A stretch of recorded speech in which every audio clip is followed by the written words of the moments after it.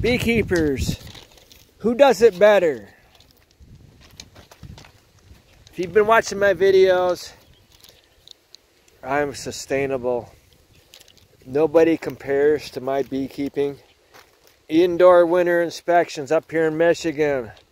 Here's number 24. This is the second virgin queen that I verified, and she is now laying. So I'm 2 for 2. Okay, here's my notes.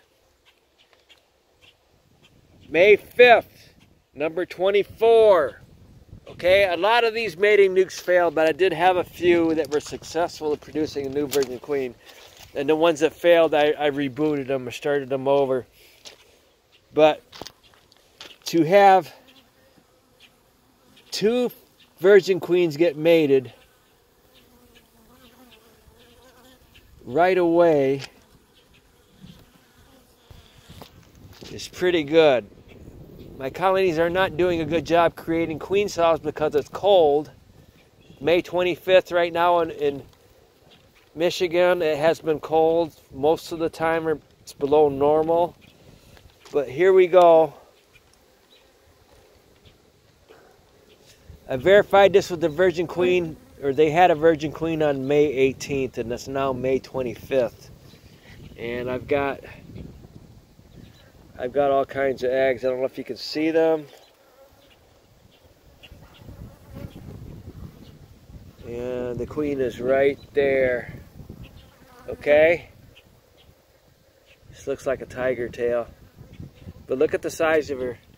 The first queen that I had looked more like a... Oh gosh, I can't think now.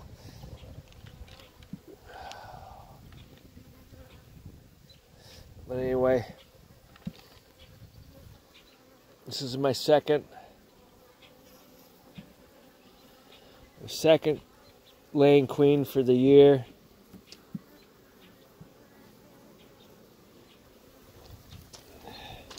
And I showed you my notes, so 2 for 2. Pause this. Okay, I drew a blank. The first queen I produced this year was orange. She wasn't a tiger tail, so she looked more like Italian. This queen here is a tiger tail. I really don't have a specific breed of honeybees anymore. They're basically a mix of everything.